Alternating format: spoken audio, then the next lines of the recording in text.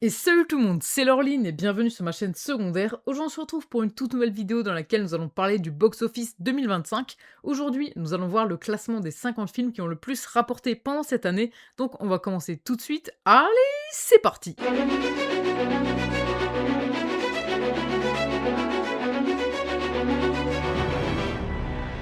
Avant de commencer, on va tout de même voir qu'est-ce que le box-office. Alors le box-office, c'est un classement des films ayant rapporté le plus d'argent. Donc on parle ici bien sûr de rapporter de l'argent et non pas de rentabilité, puisqu'en fait on peut avoir des films qui rapportent énormément d'argent, mais qui ont des coûts par exemple de production, des coûts également marketing, qui seront supérieurs à la valeur qu'ils ont rapportée. Et donc on peut avoir des films qui rapportent énormément d'argent, mais qui pourtant ne sont pas rentables. Et donc c'est pour ça il faut faire quand même assez attention.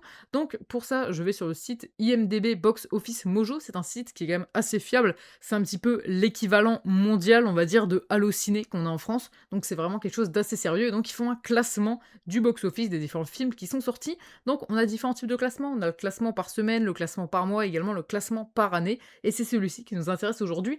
Donc en fait, on va avoir répertorié tous les films qui sont sortis en 2025. Donc imaginez qu'on a un film comme par exemple Sonic 3 qui soit sorti en 2024 mais qui pourtant a gagné de l'argent, on va dire, en 2025, par exemple en janvier et en février, je ne sais pas si c'est encore diffusé, mais du moins en janvier, on va dire qu'il a gagné de l'argent, il a donc eu une recette qui va être, on va dire, augmentée. Bah, en fait, il ne va pas apparaître dans le classement 2025, mais les recettes qu'il a fait en 2025 vont être ajoutées aux recettes qu'il a fait en 2024 et il va être dans l'affichage, dans le classement, on va dire plutôt, des films sortis en 2024. Mais c'est comme ça un petit peu pour les différents films. Donc on a uniquement des films qui sont sortis en 2025 dans ce classement ou des films qui sont ressortis, comme par exemple on a eu Star Wars 3 cette année.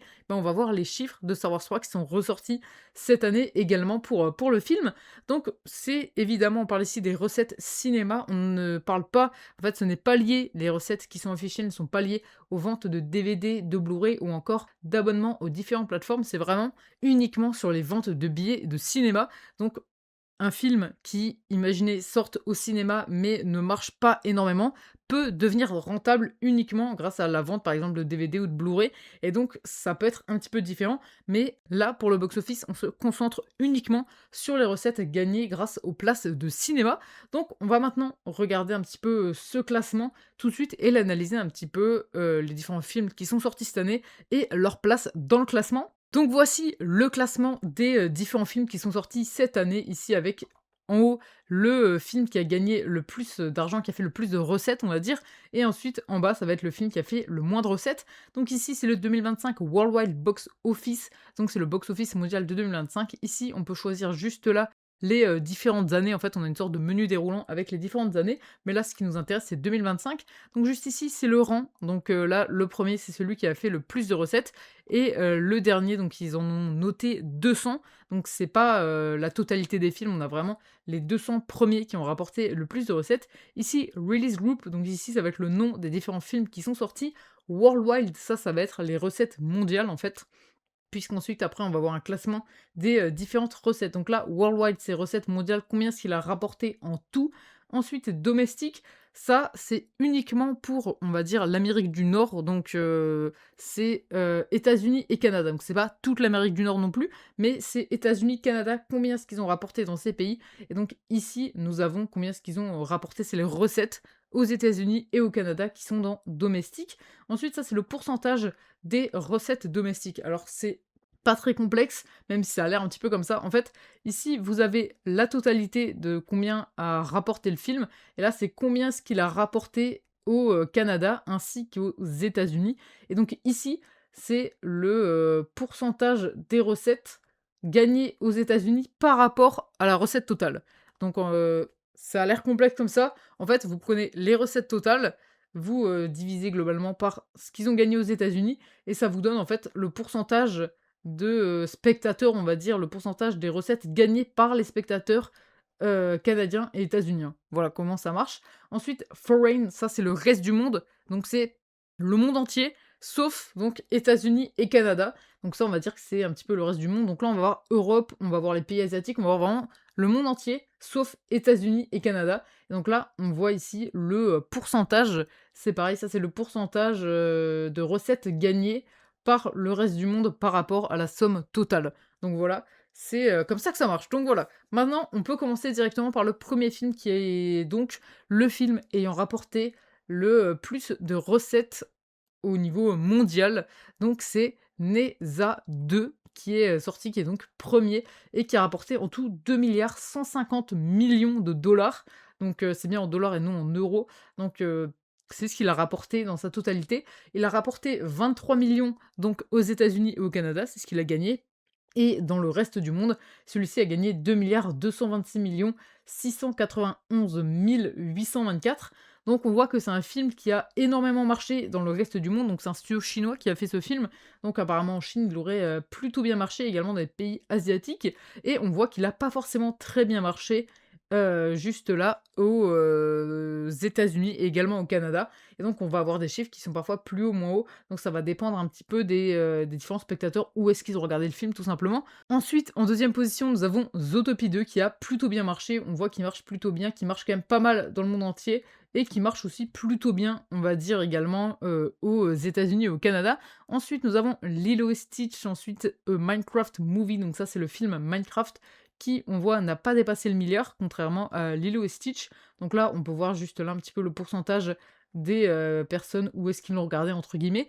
Ensuite, nous avons Jurassic World Rebirth à la 5e position, donc il est quand même derrière le film Minecraft ainsi que derrière Lilo et Stitch. Ensuite, nous avons un film qui est sorti en cette fin d'année et qui est un petit peu étonnant de le voir aussi haut dans le classement, et c'est Avatar Fire and Ash. C'est pas le fait que ce soit ce film qui est étonnant qu'il soit aussi haut, c'est le fait qu'il soit sorti très tard par rapport aux autres films et qui pourtant est largement au-dessus, et ça c'est vraiment assez incroyable, et je pense qu'il continuera largement à faire des recettes déjà pendant le mois de janvier, et également peut-être encore plus loin on va dire, mais c'est un film qui marche très très bien comme on le voit juste là. C'est un film qui marche bien aux États-Unis, qui marche bien également dans le monde entier, donc c'est un film qui je pense va encore augmenter on va dire au niveau chiffres. Là par exemple il va peut-être dépasser Jurassic World Rebirth, c'est pas impossible, donc ça, faudra un petit peu le surveiller, justement ce film, faudra un petit peu surveiller ses chiffres, mais je pense que honnêtement, comme je le donnais avant, l'exemple avec Sonic, justement quand il fera encore des recettes, pendant l'année 2026, celui-ci continuera à en faire juste là, en fait, dans cette catégorie, 2025. Ensuite, nous avons Demon Slayer Kimetsu no Yabei Infinite Castle, qui a plutôt bien marché. Ensuite, nous avons How to Train Your Dragon, qui était vraiment très sympa, le live action, dragon, qui était vraiment très, très sympa. Donc c'est un film qui est sorti, vers juin, il me semble, et donc on a des films qui sont sortis en décembre et qui sont au-dessus, donc on voit vraiment que Avatar est un film qui marche vraiment beaucoup, et je pense qu'il va encore vraiment beaucoup augmenter. Ensuite, nous avons F1, le film qui était vraiment sympa, nous avons Superman qui est aussi cool, donc on le voit ici que, globalement, ce qu'il y a au-dessus, c'est vraiment des films très solides devant le film Superman, et il y a aucun film Marvel devant le film Superman, et ça, c'est un petit peu, surprenant, surtout lorsqu'on compare habituellement les chiffres de DC et de Marvel, donc ça, c'est plutôt encourageant. Ensuite, en la 11e position, nous avons Mission Impossible: The Final Reckoning, donc il est juste là, il a gagné quand même 598 millions. Après, ça veut pas dire qu'il est rentable, ça veut juste dire qu'il a fait pas mal de recettes. Ça peut être parfois complexe de trouver si, combien plutôt est-ce qu'il a coûté en tout, mais si on trouve par exemple ou que le chiffre est annoncé publiquement, le coût du film, alors on pourra le soustraire aux recettes totales et on pourra essayer de savoir si le film est rentable ou non. Ensuite, nous avons Les 4 Fantastiques Premiers Pas, qui est juste là, donc là, avec 521 millions de dollars. On voit que c'est un film qui a plus marché aux États-Unis que dans le reste du monde, États-Unis et Canada, pardon, que dans le reste du monde. C'est un petit peu pareil pour le film Superman. Il a plutôt bien marché aux États-Unis et au Canada, et il a moins marché, on va dire, dans le reste du monde. Mais c'est quand même un film qui marche globalement bien. Il est quand même 10e au classement. Ensuite, nous étions arrêtés ici. Ensuite, nous avons Wicked for Good, donc ça, c'est la partie 2. Ensuite, nous avons The Conjuring Last Rites. Ensuite, nous avons à la 15e position Captain America Brave New World, qui était sorti en février. C'est-à-dire qu'il y a des films qui sont sortis beaucoup plus tard, mais qui pourtant sont devant celui-ci. Donc là, on voit qu'il a fait 415 millions de dollars. On voit que c'est un film qui a quand même plus marché dans le reste du monde que aux États-Unis et au Canada. Ici, nous avons Thunderbolts qui est en dessous donc de Captain America Brave New World, qui est lui-même en dessous des 4 Fantastiques Premiers Pas.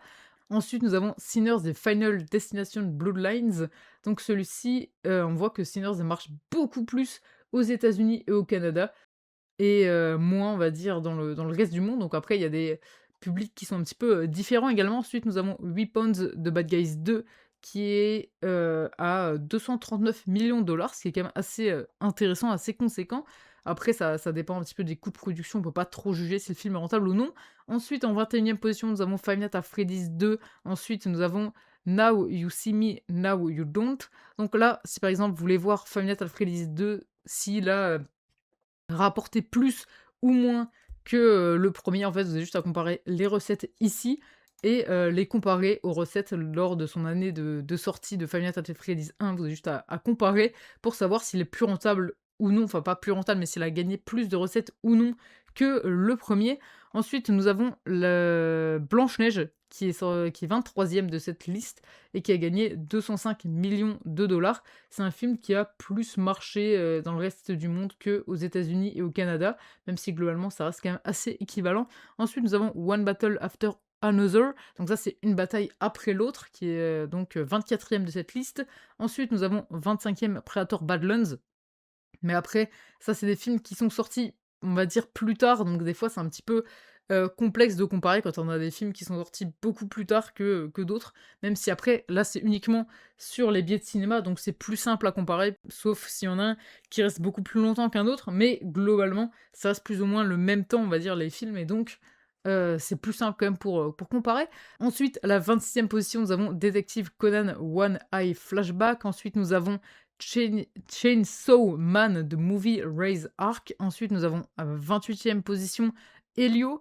Ensuite, 29e, nous avons Freaky Friday. Ensuite, nous avons 28 jours plus tard. Ensuite, nous avons Dogman, Tron Ares, qui est 32e et qui a rapporté en tout 142 millions de dollars. C'est un film qui a plus marché aux États-Unis et au Canada que dans le reste du monde. Ensuite, nous avons Bridget Jones, Mad About the Boy. Ici, on voit qu'on n'a pas de chiffres pour les États-Unis et le Canada, donc il est peut-être pas sorti aux États-Unis et au Canada, où on n'a juste pas les chiffres. Ensuite, nous avons Ballerina. Ensuite, nous avons Mikey 17, 35e. Donc là, on voit qu'il a fait 133 millions de dollars, ce qui est quand même assez intéressant. On voit qu'il a quand même fait plus d'entrées, on va dire, dans le reste du monde qu'aux États-Unis ou au Canada. Après, on compare quand même le monde entier à deux pays, donc c'est vrai que c'est un petit peu différent. Ensuite, nous avons Black Phone 2, Smurf, donc ça c'est les Schtroumpfs. Nous avons Kouho, non, Kokuho. Ensuite, nous avons Karate Kid Legends. Ensuite, nous avons Materialist de Accountant 2. Donc ça, c'est, je ne sais pas, parfois je ne vois pas forcément la, hem, la traduction, tout simplement. Donc ensuite, 42e, nous avons Downtown Abbey de Grand Final. Ensuite, nous avons le Naked Gun de Amateur. Après, il y a peut-être des films qui sortent pas forcément en France. Après, je ne sais pas. Ensuite, nous avons Regretting You, A Working Man. Ensuite, nous avons à la 45e position Gabby's Dollhouse, The Movie. Ensuite, nous avons The King of Kings. Donc 48e. Ensuite, nous avons Le Monkey. Donc ça, je crois que c'est un film d'horreur. Je crois que je l'ai vu passer, celui-ci. Donc 49e. Et ensuite, 50e plutôt, nous avons The Running Man qui a pour le moment fait 68 millions de dollars. Franchement, c'est un film qui était très sympa. On voit quand même que c'est un film qui fait plus d'entrées aux États-Unis et au Canada que dans le monde entier. Donc on voit quand même que c'est un film qui intéresse, plus les personnes aux États-Unis ou au Canada que les personnes dans le monde entier, mais après c'est quand même globalement équivalent. Franchement, c'est un très bon film, je vous le conseille, Running Man est vraiment très sympa. Ensuite, voilà, c'était le top 50, mais on va juste regarder rapidement, vous voyez comme il y a écrit re-release, ça c'est une ressortie du film, donc c'est quand le film, il ressort pour une, seconde fois, on va dire. Par exemple, ici nous avons 57e Star Wars épisode 3 Revenge of the Sith, 20e anniversary. Donc celui-là est très sympa franchement, Star Wars épisode 3, c'est un très, bon film et donc là, c'était lors de sa ressortie pour son 20e anniversaire, il a fait 55 millions de dollars. Donc là, en fait, on a un film qui est renommé. On a, Star Wars épisode 3 Revenge of the Sith, 20th anniversary, enfin donc la version des 20 ans d'anniversaire.